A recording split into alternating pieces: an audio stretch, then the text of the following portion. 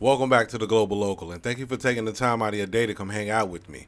For the guys that are new to my channel, welcome aboard. I really hope you get something out of today's video. And for the guys that's been with me for a while, what's going on, brothers, man? How are you guys doing, man? I really hope you guys are doing well, and I really hope your families are doing well. Now, I'm back on the road again, and I do want to talk about today's topic, which is the 7 hard truths about the Philippines every expat has probably learned the hard way. Now, this video is kind of tailored towards the new guys that haven't been here before, or who are the guys that are planning to come out here. But, you know, some of the older guys that are out here, they probably can relate to some of the things that I'm going to talk about. Now, moving to the Philippines for the first time, it's going to seem like a dream in a lot of ways. You know, it's kind of like your brain is clouded a little bit. The atmosphere feels different. You've heard so much about the warm beaches and the friendly locals and stuff. You know, it's like I get a chance to escape this cubicle that I've been in for 20 years or whatever. And, you know, you really got to think about the Philippines deeper than what the brochures actually present to you, you know. They show you a whole bunch of paradise and all the stuff like that. And I mean, it's good. Don't get me wrong. I'm not saying that it's not nice out here. All right. But you gotta put that away when you first land here, you know, and it's going to be hard to do when you first get out here because the Philippines has its own set of reality checks, and some are funny, but some of them are actually frustrating. And, you know, all of them pretty much are unavoidable at the same time. There's things that are just going to happen. All right. So if you're heading out here for the first time, you know, or even if you're out here just sipping some kind of San Miguel or pretending not to be overwhelmed or whatnot, I got 7 truths for you guys, man. And again, they're not going to post this on the brochure, so yeah, bear with me, all right? Now, the first thing I want to talk about is you're not special when you get out here. I mean, you're really not, bro. You know, I guess I'm ripping the Band-Aid off of the wound right now, and I'm not trying to, but it is what it is, man. It's the facts. You're not the first foreigner to show up thinking that you've discovered paradise. Every sorry store, and, you know, every barangay and, you know, beachfront property or somebody that looks like they've never met a foreigner before, they've met dozens of foreigners that are just like we are. All right. You might think your accent is charming. Your dollars are impressive. Your worldview is enlightening. But to most people here, you're just another expat trying to find yourself between a beer and a visa run. And that's okay, you know, because once you learn how to stop being impressive, you might actually become interesting. You know, let the ego go. You know, you're in someone else's country now. You got to play on their basketball court, how they play, their rules, all right? The best thing you can do is be humble, be curious, and at the same time be respectful. Your foreign passport doesn't make you a celebrity out here. I see a lot of guys, you know, that when they, especially the new guys, it's like you can smell the fresh fish off the boat. You know, they kind of got their chest out a little bit, you know. It's like, because and it's not their fault. A lot of people boost their ego out here while they're out here, and it's almost like a gimmick because they know that your ego is boosted. They can get more money off of you in a lot of ways. All right, so you got to relax, observe, and blend in instead of standing out, because when you stand out, you open yourself up to become a victim. Now that I've gotten this low profile scenario out the way, that doesn't mean that you're off the hook, because the second one I'm going to talk about is everybody knows your business even if you don't tell them. The chismis community out here is real. All right. If you move into a small neighborhood, within a week, I'm telling you, within a week, the neighbors know your name, your girlfriend's name. They probably even know your lunch schedule. And if you got a weird rash or anything on your backside, they probably know about that before the pharmacist finds out about it. All right. Privacy here is more of a concept than a practice. So don't be surprised if people casually just bring up details that you've never shared with them. They may say something, if you go to Tagaytay or something like that, they may say something like, oh, I heard you went to Tagaytay last week. Or if you got a problem with your old girlfriend or something, hey, what's with your old girlfriend? You got a new one now? You know, it's not necessarily malicious. I'm not going to say that it is. It's just the nature of a tight-knit community out here. The social culture is, you know, is where everybody talks. Nobody minds their own business too well. So again, gossip travels faster than Wi-Fi out here. If you don't want something to be repeated, you don't want nobody to know anything about you, don't say it. All right? Maybe don't do it either. All right? A lot of expats, they come out here, especially from Western countries, they come out here kind of boastful a little bit. You know, they show off and they show things that they wouldn't show in their home country. And even if it show it in their home country, it's kind of normal where they come from. But out here, what's normal to you in your home country is not normal out here. These people see things differently than we do. And sometimes word travels about everything that you do, and it might piss you off a little bit. So beware of that, all right? Now, that leads me to the third thing that I want to cover on my list, which is you're going to be a foreigner forever out here. I do not care if you are married to a Philippine family, speak fluent Tagalog, live here for 25 years. You probably survived some typhoons, earthquake here and there, a couple volcanic eruptions. Guess what, man? You're just a foreigner. All right? And honestly, out here, it's not about racism when it comes to being just a foreigner. It's just a reality of the culture. This culture is visual, all right? And they see visual differences. You will always stand out, and sometimes in a good way, sometimes not.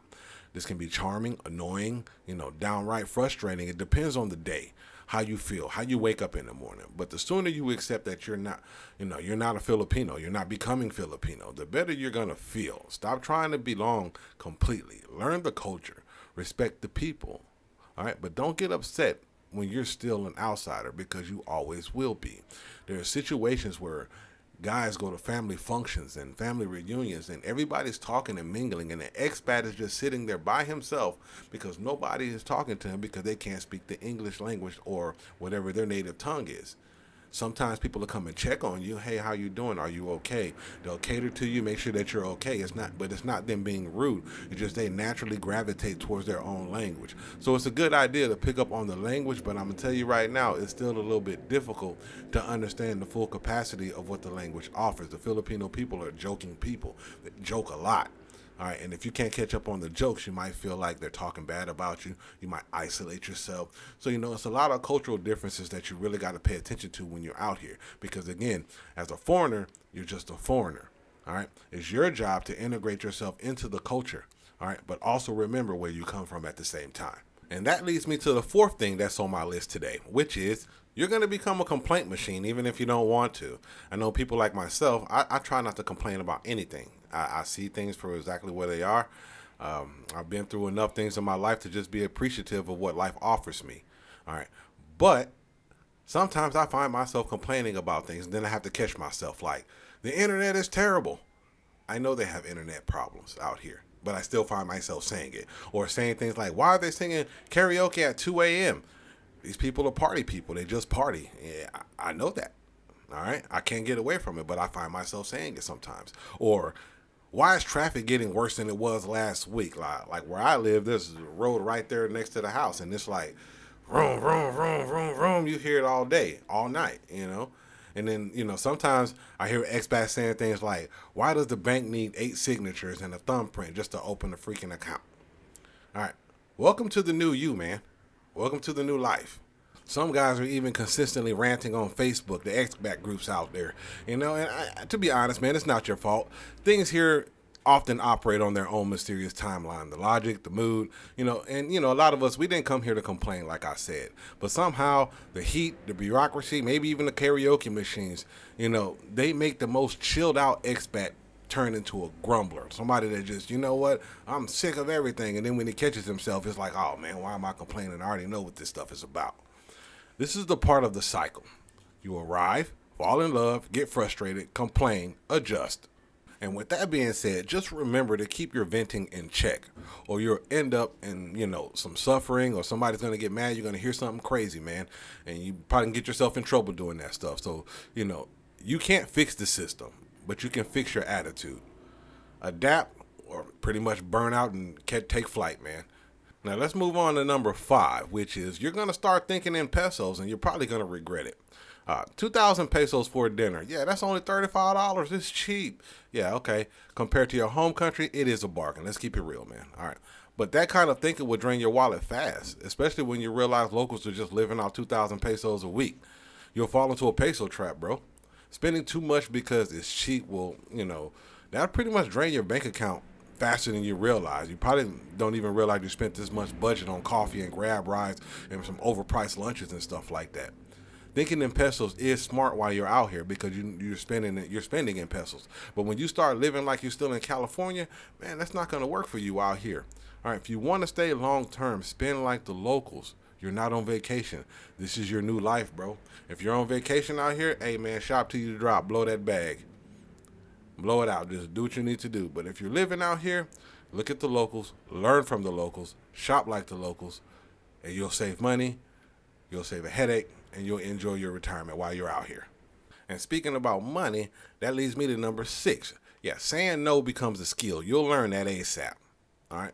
Filipinos are warm and generous. They really are. And often good at asking for things too. Help, favors, rides, loans, school tuitions, all right, cousins you've never met before. If you don't learn to say no, hey, especially if you don't say it with kindness and clarity, you'll be drained emotionally and financially, all right? The problem of saying no feels rude, especially in cultures that values harmony. But trust me, if you don't set boundaries earlier, you're going to regret it later. All right, learn to say no with a smile and mean it. All right, again, boundaries are not rude, they're survival out here. All right, nobody's going to save you out here if you're the one who needs help. All right, getting 500 pesos from someone out here or one of the locals out here, that's like pulling teeth. Seriously, it's like pulling teeth. If you need backup emergency funds, or if something happens and you just, hey, let me borrow some money till I get paid on the first or whatever, they're gonna look at you crazy. One, because they think, oh, you're a foreigner, you have money. How did you run out of money? They don't see you as human when it comes to money, borrowing money from someone out here. Unfortunately, it's true in my experience. It may be different from somebody else's experience, but from what I've seen is when you're trying to get money from a local national, yeah, man, that's pulling teeth, and they're not too keen on that. And some people will let you borrow some money. I'm not gonna say that they won't, but a lot of times they hit you with a 5-6, and 5-6 means I let you borrow 5, and then yeah, you got to pay me back 6. That's just a rule of thumb out here, all right? So, again, saying no becomes a skill that you need to master out here. You might want to practice before you even get out here. Maybe one of your kids or something asks you for some bubble gum in the store. You be like, nah. You just start there. Start small right there. And then, when your cousins and your aunties and start asking you, let me hold $20. Say no. Learn how to say no. You know that old uncle that get in your ear, hold your head up and be like, hey, let me hold $20 until tomorrow. Nah, man, let that man tell him now and keep moving. All right, start there. Now, moving on to the last one on my list, which is number 7. You're gonna gain weight out here. Some of us gonna get fat. To just keep it real. All right. I came out here with a decent body. I was okay. Now I'm walking around here like I ate a whole bag of lechon, and I don't even eat meat. But the food here is tasty. I'm not gonna say it's not. Between lechon, Topsy-Log, halo, sisig, and unlimited rice, you're going to find your abs replaced with a nice layer of cultural appreciation. Like I said, the food here tastes pretty good. Some people don't like it, but for the majority of the expats that I've ran into, they like the Filipino food out here. It's pretty good. It's tasty. It's comforting, but it's loaded with carbs, like I said. Combine that with the heat, yeah, your motivation to exercise is going out the window. You're going to walk outside and feel that heat punch you in your throat. Yeah, the expat belly that you got growing, it's going to grow some more because you're going to go back in the house and sit down in that AC. That's exactly what's going to happen. The gym culture does exist out here. I'm not going to say everybody's lazy. I need to get back in the gym myself. Hopefully I can start next week. See how that turns out. All right. But a lot of times the gym doubles as a karaoke bar. So, there goes another karaoke machine for you, Now, I hope these 7 things help you out when you come out here. Expect some of these things to just happen. Living in the Philippines isn't just about palm trees and cheap beer. It's layered, man. It's complex.